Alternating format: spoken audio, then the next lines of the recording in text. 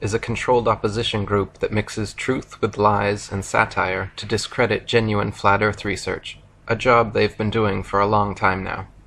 Founded in 1970 by Leo Ferrari, a suspected Freemason and philosophy professor at St. Thomas's University, Leo spent his life making a mockery of the legitimate subject of our flat Earth.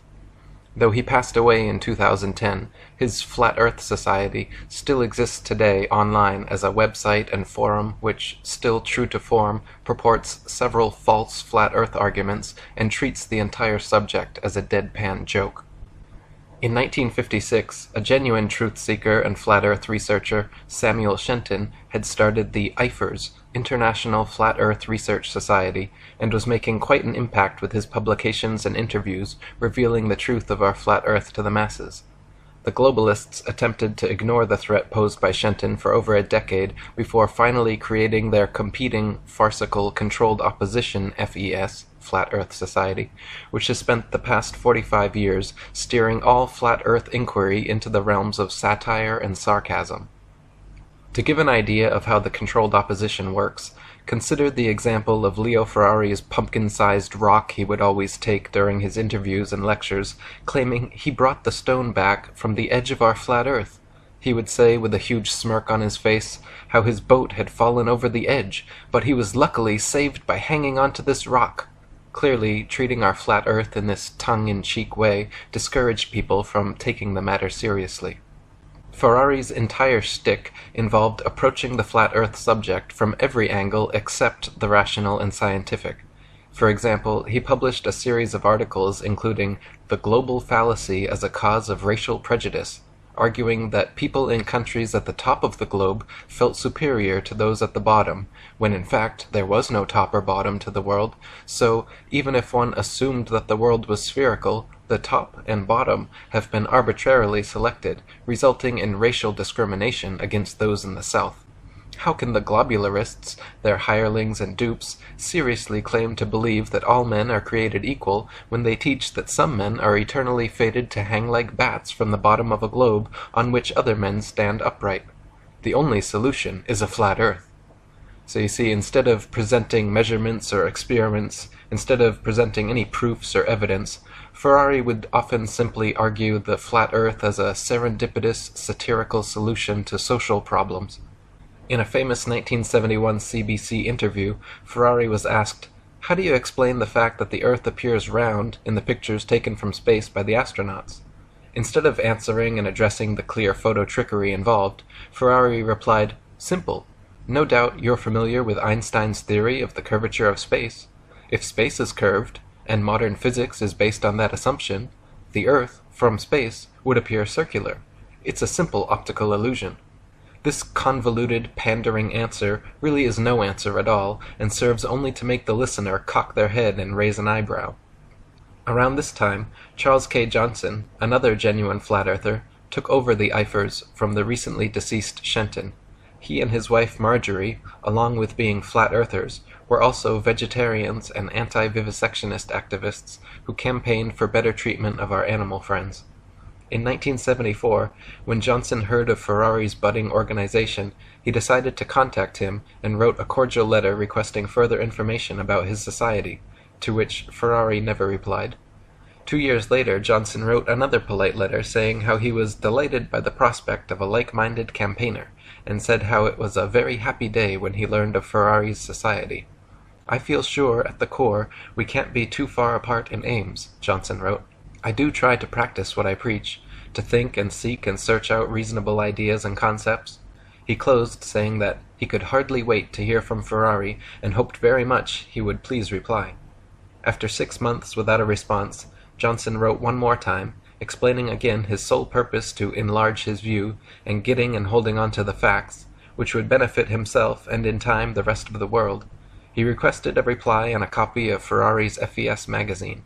In conclusion, Johnson signed, "Thanks from the bottom of my heart," in advance, but warned that if Ferrari insisted on ignoring him once again, I will then know for sure you are some kind of enemy to the flat Earth work. Eventually Ferrari did reply this time, but not with a message or magazine as requested. He simply enclosed a FES paid application form. Johnson investigated Ferrari's organization further and found that he was using the flat earth idea as a gimmick to entertain and promote the atheistic society. From then on, Johnson worked hard to expand his IFERs and constantly for the rest of his life exposed Ferrari's FES, calling him a false prophet guilty of muddying the waters of truth. Near the end of his life, tragically, Johnson's house burned down, along with all the flat earth materials he and Shenton had collected over their lifetimes. Until his dying day, Johnson claimed the fire to be the result of arson by a NASA agent he had seen snooping around. Until recently, the IFERs had disappeared and only Ferrari's FES existed as a website and message board maintained by moderators who, following in the footsteps of Ferrari, make a mockery of the whole thing and turn every thread into a joke, deterring any serious flat earth researcher from pursuing further. The only redeeming aspect of their website is the library of other people's flat earth material they maintain, which is actually quite good. The current president, Daniel Shenton, coincidentally no relation to the genuine flat earther and IFERS founder Samuel Shenton, can be heard in the following clip, still muddying the waters of truth with several false flat earth arguments. And here's David talking to Daniel Shenton. I see the world as being flat. It's a disk. There are changes in the surface, but generally it's a flat disk. And what about the planets, the sun, the moon? I'm not sure about them. It seems to me from the evidence that I've seen that they're probably spheres, but it's definitely not proven, I think. And the Earth, being a disk, presents certain problems with gravity, but you have a solution to that too? Yeah, the effects of gravity, I feel, could be simulated, or what people think of as a sort of mainstream idea of gravity would be simulated by simply the disk of the Earth moving upward, it is accelerating upward at 9.8 meters per second. It would have the same effects as what people traditionally think of as gravity. And the old chestnut, if the Earth's flat, what stops people falling off? Nothing, I suppose. There's a barrier around the edge, but ultimately I think if you could get past that, you would fall off.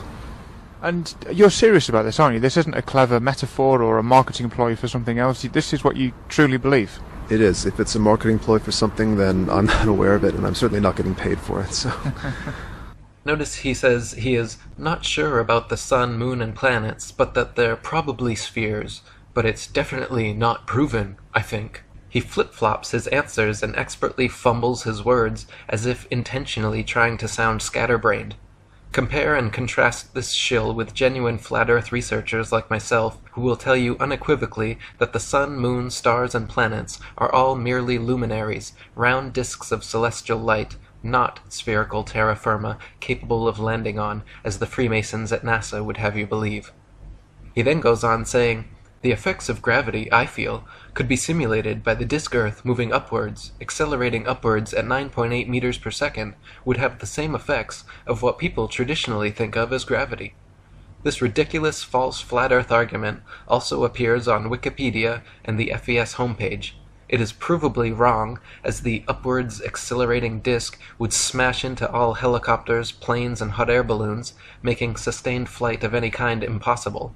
But they purposely promote these straw-man arguments so flat earth neophytes will rightly laugh off their dumb explanations, and then, following suit, write off the entire subject.